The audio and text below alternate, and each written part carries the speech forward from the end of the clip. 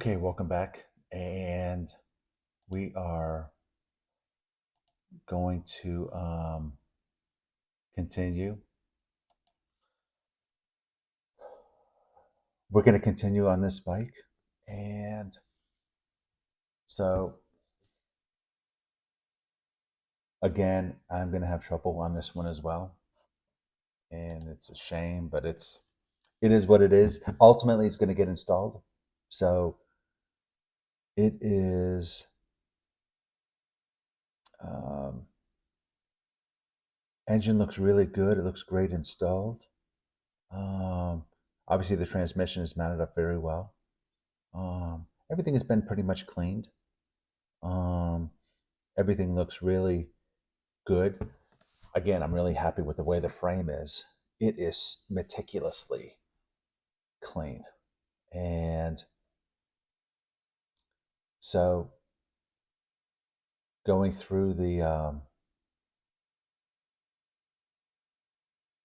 the process and um, again, we're going to have to put a base gasket on. We're going to have to make sure everything is meticulously clean even before we put the base gasket on. And we are going to start by working on cleaning it. So let's get going.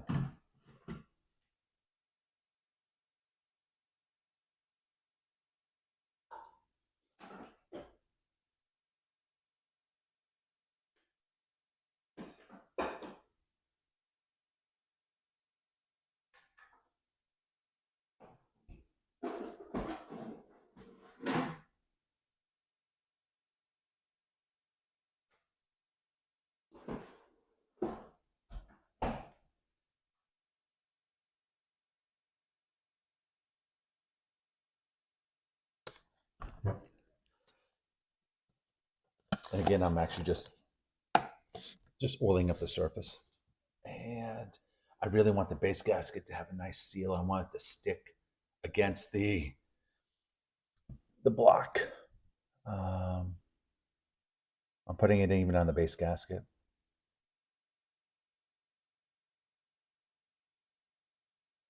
We need to be aware that there's that it needs to be lined up in a particular way. That gasket can only go on one way. If you put it on backwards, it is going to cause a catastrophic failure because um, there is an oil hole, so it needs to be oil needs to flow through there. So it's um, it's going to get pumped up through the head, and there is an oil line that gets installed on the top of the head. It distributes oil through the rocker arm assembly um, to the rockers, um, to the top of the head, and then it drains back into the engine. So that is how it drains back into the engine. So if it does not drain back into the engine, it's just going to get stuck in the head and get burned off. Again, these are the O-rings going on. They're basically nitrile O-rings. So they get installed on the top center and the bottom center studs.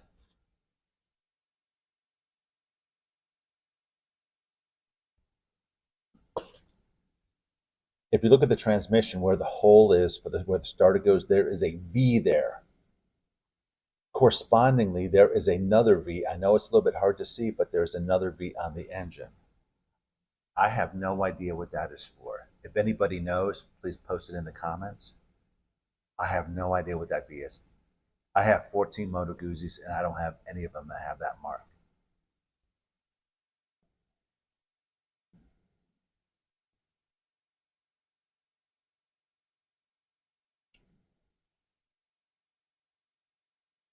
As you probably have seen, everything I'm doing is in essence real time, and I'm really not snipping anything out. And this is really kind of how long it takes to do it. So I'm trying to keep the videos 20 to 30 minutes long because most of the tasks take 20 to 30 minutes. Some take 8 or 10 minutes. And um, at this point, it is really critical just to make sure everything is done kind of, I know I'm going to say properly, but it is, you need to be incredibly meticulous at this point. And removing the engine and removing the transmission, even after the entire bike is complete, is not a problem.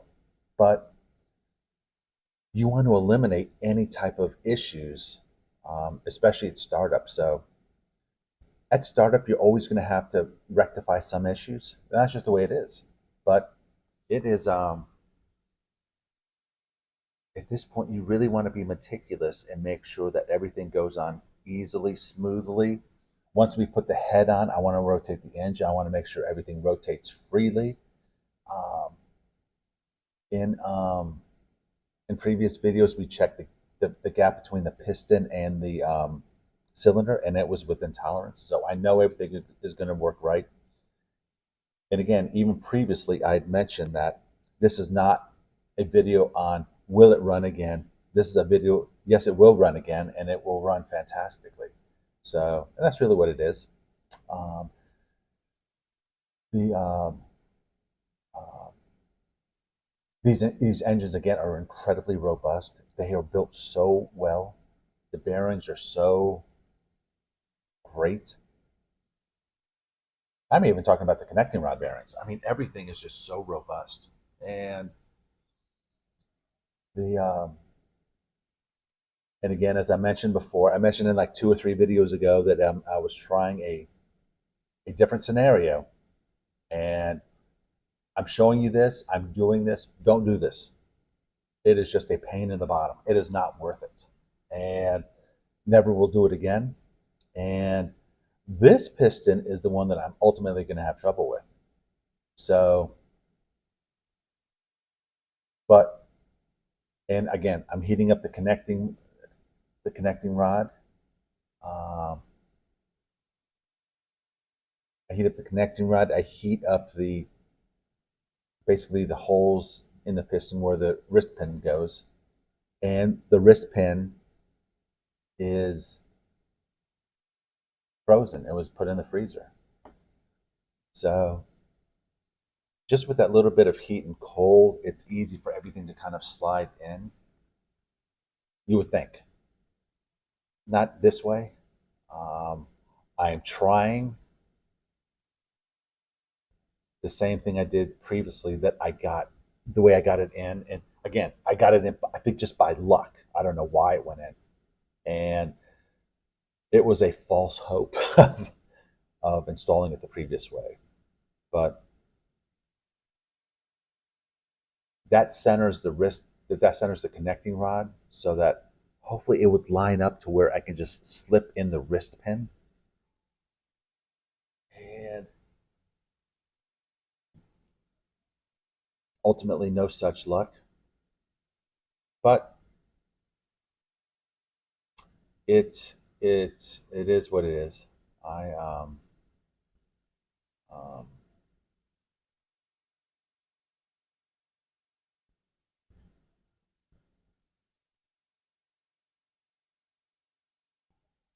if you see me using a screwdriver, I'm trying to just get that connecting rod lined up with the piston.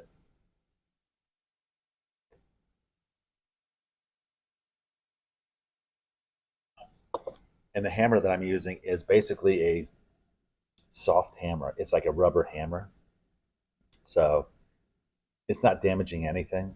It's not like I'm really even pounding on anything. It may look like I'm hitting it hard. I'm really not hitting anything hard, especially with that. It is, I'm hitting with a piece of rubber. And it is, I'm trying to get the piston centered here.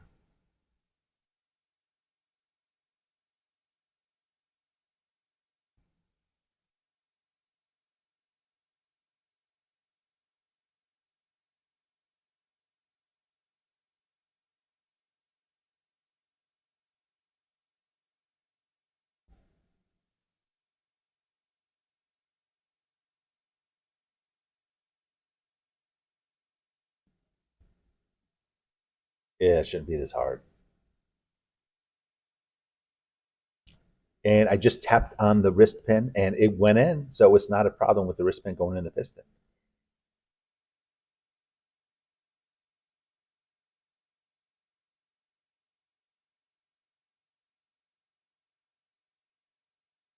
It is ultimately an issue of lining up that connecting rod with the piston and the hole.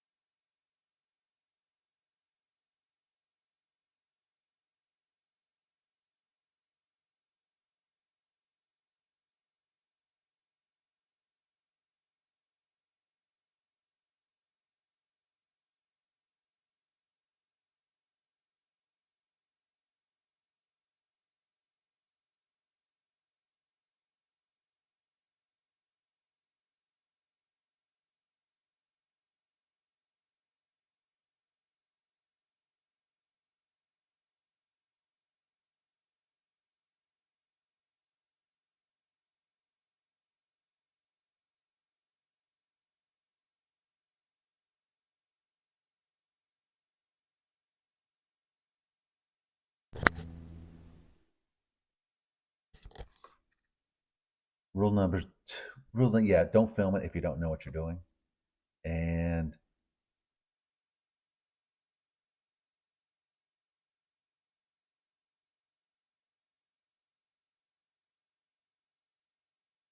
I'm still struggling here. That's awful.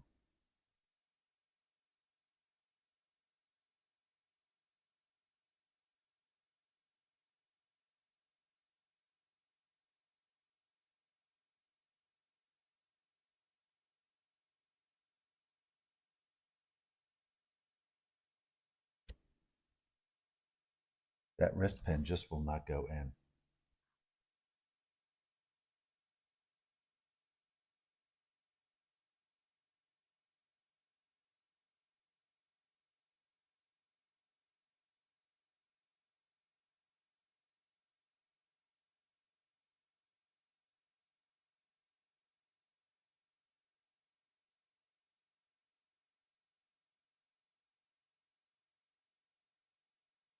Hopefully it hopefully the pain will end shortly.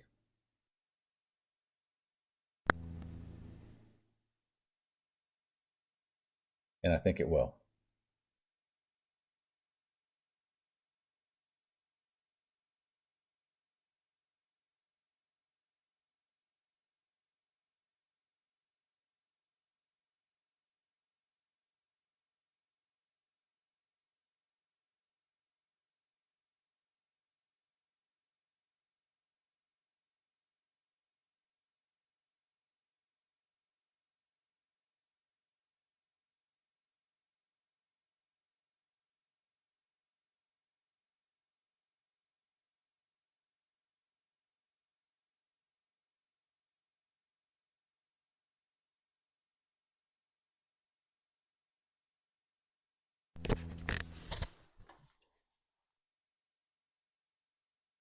Yeah, still not going in.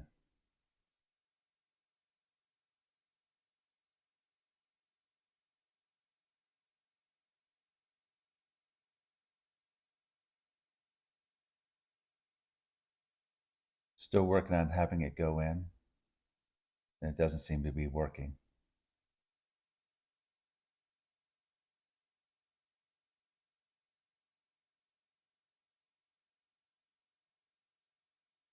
I will change it in a second. I know I will. Well, I'm positive because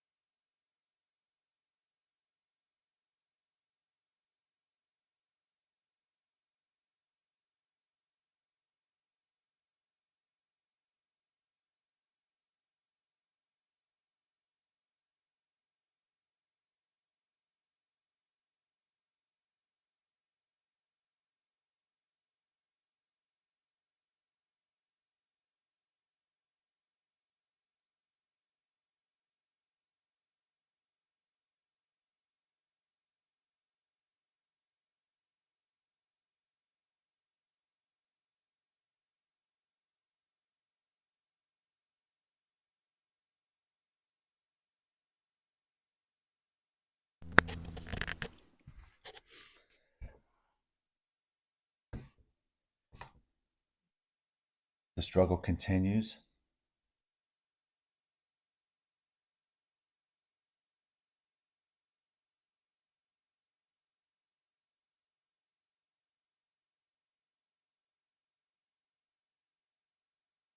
Yeah, it is just not, this is just not the way to do it.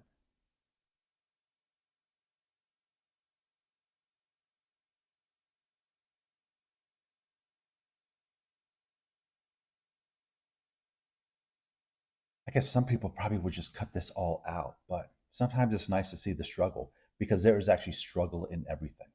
And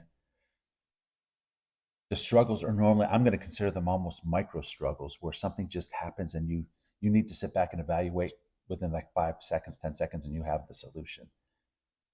This is a 15-minute struggle, and it is such a um, it is such a struggle that I'm going to come to the realization that it's just not going to work like this.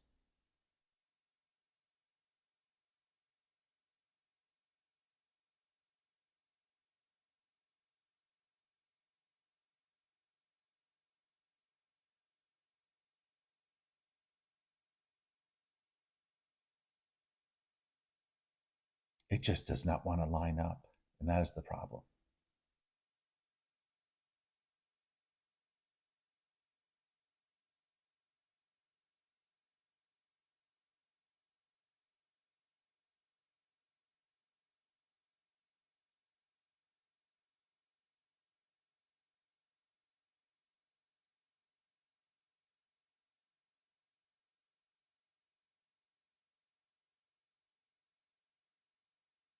I have that extension. I'm trying to basically center it.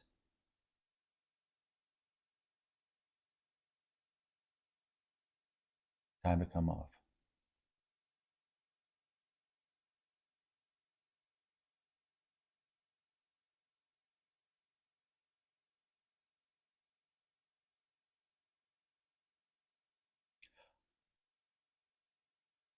Checking the wrist pin.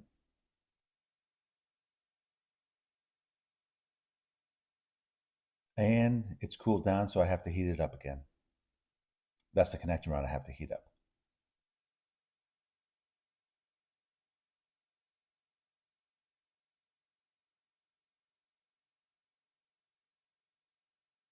The struggle continues.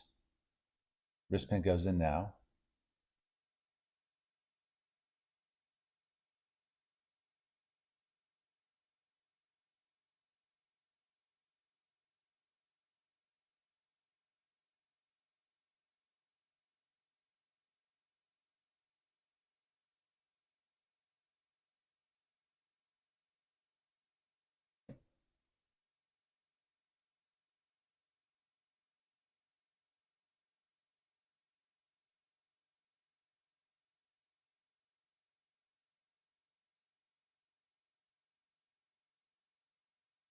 It looks like I'm going to try to go from the other side, which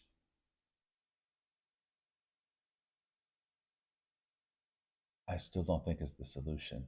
But we shall see. Okay, I'm back.